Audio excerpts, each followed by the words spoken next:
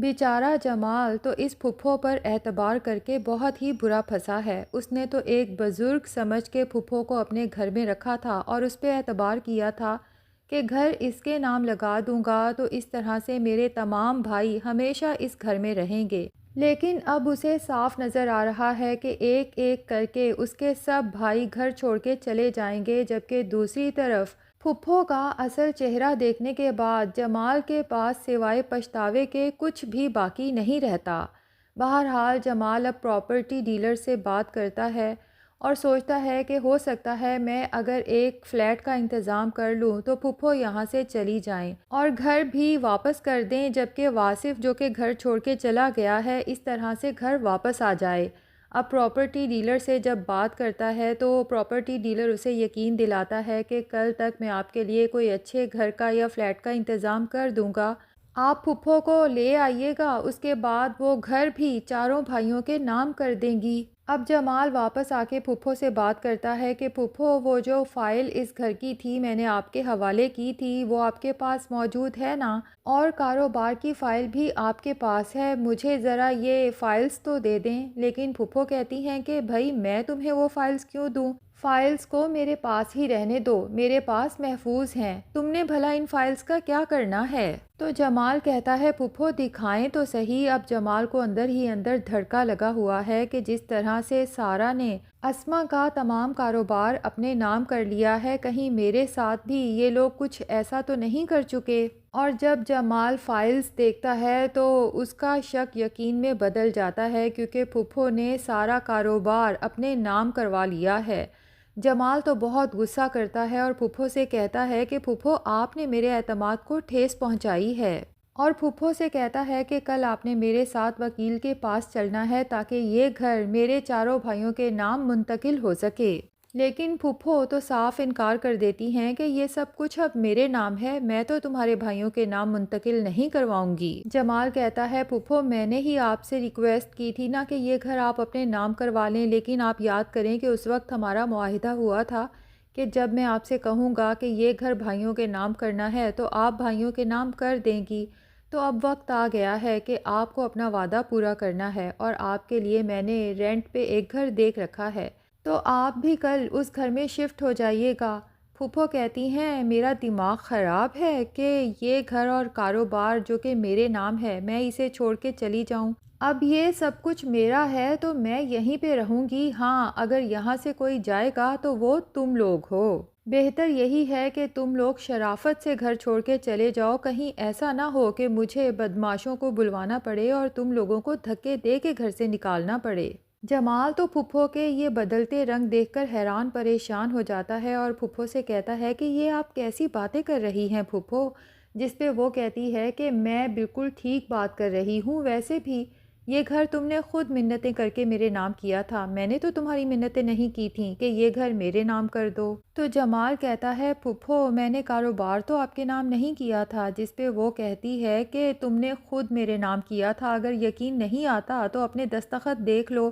یہ دستخط تمہارے ہی ہیں نا، میں نے تو اس وقت بھی تمہیں کہا تھا کہ کاغذات کو اچھے سے پڑھ لو، لیکن تم نے خود ہی نہیں پڑھا، تو یہ تمہاری مرضی، اور یاد رکھو کہ یہ تمہارا میرے اوپر کوئی احسان نہیں ہے، بلکہ یہ سب کچھ میرے مرحوم بھائی کا ہے اور میرا اس پہ پورا پورا حق بنتا ہے، تم سب لوگوں نے پہلے ہی بہت عیاشیاں کر لی ہیں، اب بہتر یہی ہے کہ تم سارے بھائی اپنی اپنی بیویوں کو لو اور یہاں سے چلتے نظر آؤ۔ اب جمال پھپھو کی یہ سب باتیں سن کے جب باہر آتا ہے تو رونا شروع کر دیتا ہے۔ عذرا جب جمال کو روتے ہوئے دیکھتی ہے تو پریشان ہو جاتی ہے اور پوچھتی ہے کہ جمال خیریت تو ہے،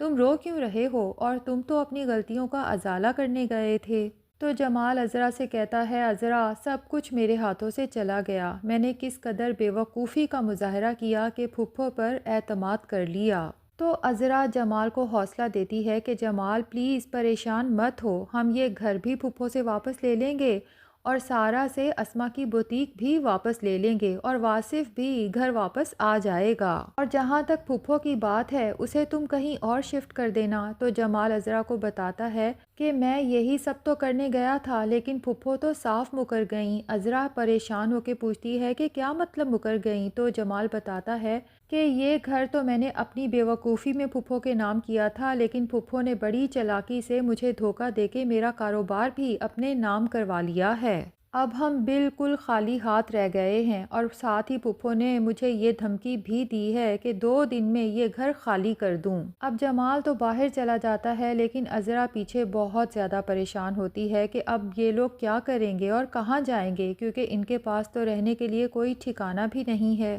اور اوپر سے کاروبار بھی ہاتھوں سے چلا گیا۔ چلو کاروبار ہی ہاتھوں میں ہوتا تو ہم لوگ کہیں کرائے پہ گھر لے لیتے یا پھر پیسے جوڑ کے پھر سے گھر بنا لیتے۔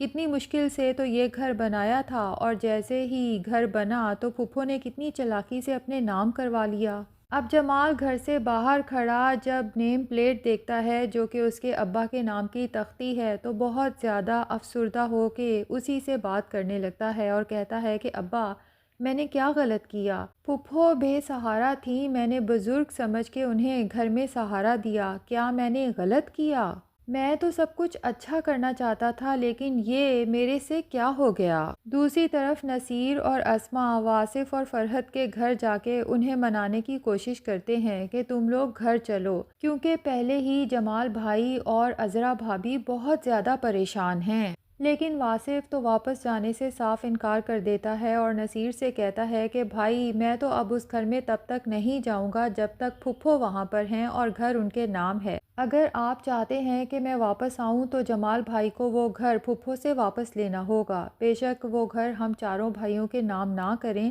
لیکن کم سے کم اپنے ہی نام کروا لیں۔ اور پھپھو نے جو کچھ اسما بھابھی کے ساتھ کیا ہے، کیا آپ انہیں معاف کر دیں گے؟ تو نصیر واصف کو سمجھانے کی کوشش کرتا ہے کہ تم فکر نہ کرو، پھپھو اس گھر میں زیادہ دن نہیں رہیں گی، ہم لوگ کچھ نہ کچھ کر لیں گے، لیکن کم سے کم تم لوگ تو واپس چلو۔ تم لوگوں نے دیکھا نہیں جمال بھائی کس طرح سے ٹوٹ کے رہ گئے ہیں۔ لیکن واصف یہ سب سننے کے بعد بھی اپنا فیصلہ سنا دیتا ہے کہ میں نے کہہ دیا نا کہ جب تک وہ گھر پھپھو کے نام ہے میں اس گھر میں قدم نہیں رکھوں گا۔ دوسری طرف عذرا جو پریشان حال بیٹھی ہے تو اس کی امی کی کال آ جاتی ہے اور وہ کہتی ہے کہ عذرا خیریت تو ہے؟ اتنے دن گزر گئے، تم نے نہ کال کی نہ ہی اپنا حال چال بتایا۔ تو عذرا افسردہ سی ہو کے اپنی ماں کو بتاتی ہے کہ کیا حال چال بتاؤں میں آپ کو، ہم تو لٹ گئے، برباد ہو گئے۔ عذرا کی ماں تو یہ سن کے کافی پریشان ہو جاتی ہے اور کہتی ہے کہ یہ کیسی باتیں کر رہی ہو، جس پہ عذرا کہتی ہے کہ وہی ہوا جس کا ڈر تھا،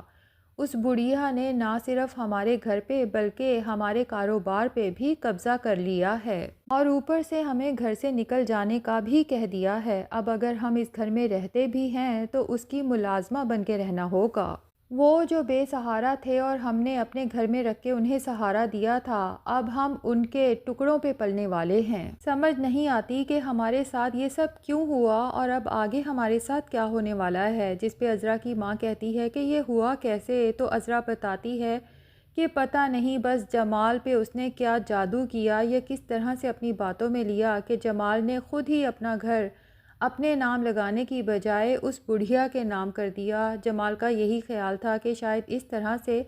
سارے بھائی ہمیشہ اتفاق سے ایک ساتھ رہیں گے۔ اب جب جمال کو اس بڑھیا کا اصل چہرہ نظر آیا ہے تو وہ خود بھی بہت زیادہ پریشان ہے کہ اس نے اتنا غلط فیصلہ آخر کیوں کر لیا۔ بہرحال اب لگتا یہی ہے کہ جس طرح سے اس بڑھیا نے چالاکی سے گھر اپنے نام لگوایا ہے، عذرا اب کوئی ماسٹر پلان بنائے گی کہ اس عورت سے اسی کی طرح چالاکی کر کے اپنا گھر اور کاروبار واپس لے سکے۔ تو ڈرامہ آگے چل کے کافی انٹرسٹنگ ہونے والا ہے۔ آپ میں سے کس کس کو یہ ڈرامہ پسند ہے کمنٹ سیکشن میں ضرور بتائیں۔ اگر ہمارے چینل پہ نئے ہیں تو پلیز چینل کو بھی سبسکرائب کر لیں۔